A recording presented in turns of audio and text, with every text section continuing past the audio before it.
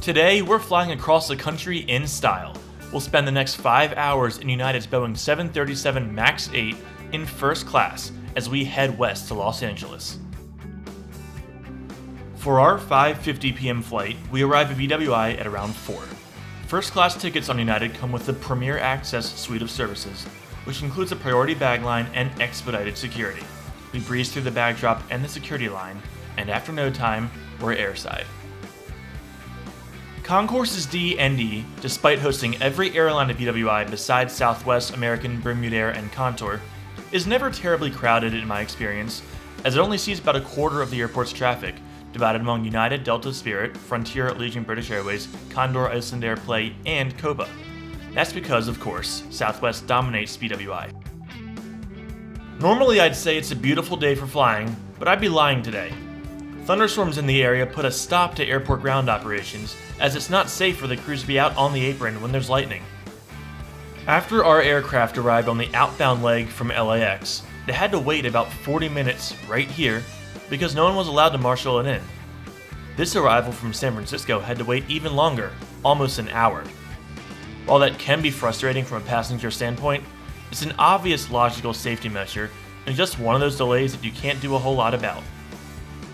So we kept ourselves occupied in the terminal as the crews arrived in anticipation of the storm clearing soon. The airport slowly came back to life and our crew finally got our aircraft into the gate. We still haven't heard anything from United yet about a delay, but we should have departed about 5 minutes ago, so I'm expecting about a 40-minute delay to be announced any second. Right on cue. In the grand scheme of things, this really isn't bad at all, and we may even make that time up in the air. Soon enough, it's time to board. First class passengers, of course, board with Group 1. We're welcomed on board into the 20-seat first class cabin in United's new Next interior. We'll talk more about that later. It's a sleek, clean product, and I am more than happy to spend the next 5 hours right here. Physically, the seat is your standard first-class recliner with plenty of legroom. There's a remote control for the screen and a universal power outlet, as well as a USB connection to keep you charged up all flight. Also at the seat is the Hemispheres magazine, the last Inflight magazine in the US. Its final issue is September 2024. Sad to see the end of an era.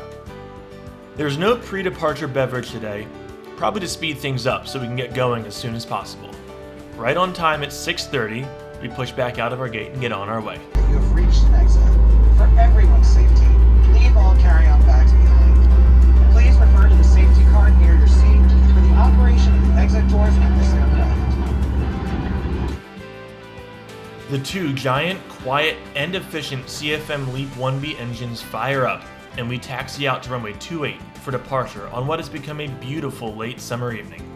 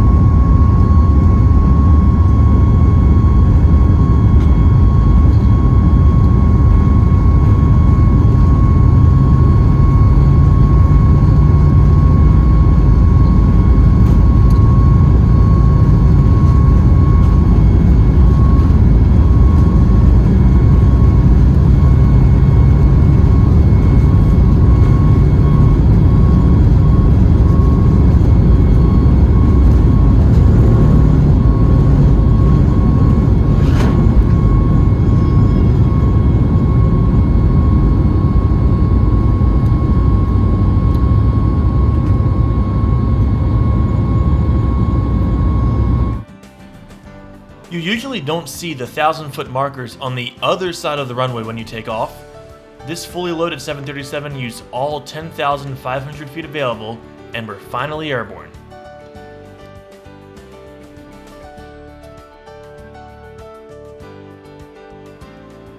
With the cross-country flight ahead of us, in-flight entertainment is definitely important.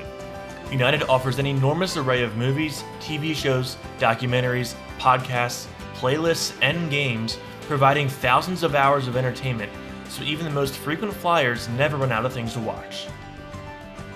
An important question is, can I expect this in-flight entertainment on every United flight? And the answer is not yet. United is in the process of equipping their narrow-body mainline aircraft with the next interior, with larger overhead bins and seatback entertainment. The 737 MAX 8s and the A321neos are all in the next interior, but only about 40% of the entire narrow-body fleet is, as of September 2024. The target is currently late 2026 to have the whole fleet done. If you're curious about your specific aircraft on an upcoming flight, you can look at the United Fleet site, which I'll link below, that lists the interior of every aircraft. With our flight underway, dinner service begins with a drink, or two. The flight attendant took great care of us. I did not ask for a double. 5 days before the flight, we were provided an enormous menu by airplane standards to choose from. Options were a manicotti, tortellini, burger, grilled chicken, fruit and cheese plate, or Cobb salad. They all looked really good. I got the skillet burger, my girlfriend got the manicotti, and my sister got the chicken. Everything was of excellent quality. Everything came with a side salad, bread, and a blueberry cheesecake. United has made big efforts to improve their domestic in-flight catering, and 6 options, 4 of which are hot, from a non-hub airport is extremely impressive work. The meal was delicious and filling. With about 3 hours left after a perfect dinner, we settle in for the rest of the flight across the country as the sun sets on the day. To me, there's nothing like a nice long flight at the end of your day. Everyone on board seems so relaxed, you can drift off to pass the time, and when you get to your destination, you can just go right to bed like we did. After a while, we're descending into the Los Angeles area in the last light of the day. It's hard not to just feel good after such a relaxing flight across the country. I have flown United a lot this year after not having flown them too much in years prior. I have been more and more impressed with every trip.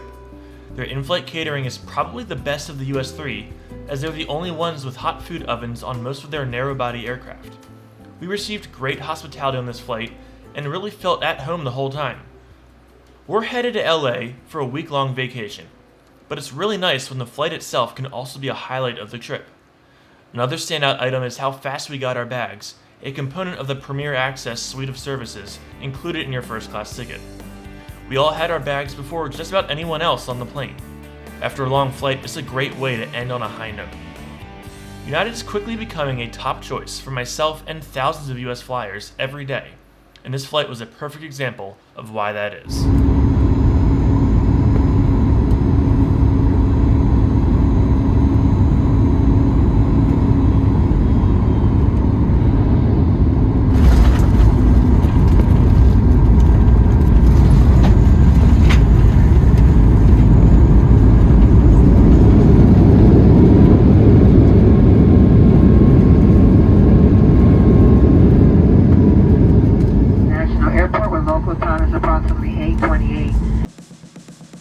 This is a flight I was looking forward to for a long time, and it definitely exceeded expectations, especially with the quality of the food. If this makes sense, it just felt like a domestic version of Polaris, their international business class product, which, of course, I guess it is. While Polaris may be a bit more elegant, where domestic first class is more casual, you could somehow tell it was the same people behind both products. They put a lot of care into their passenger experience, and it shows in both cases. If you want to support the channel, a link to contribute is also in the description below. Your contributions go directly towards creating adventures just like this one that I can bring to you. Be sure to drop a like, comment, and subscribe to the channel if you haven't already, as I have plenty of great trips coming up that I can't wait to share with you. Until next time.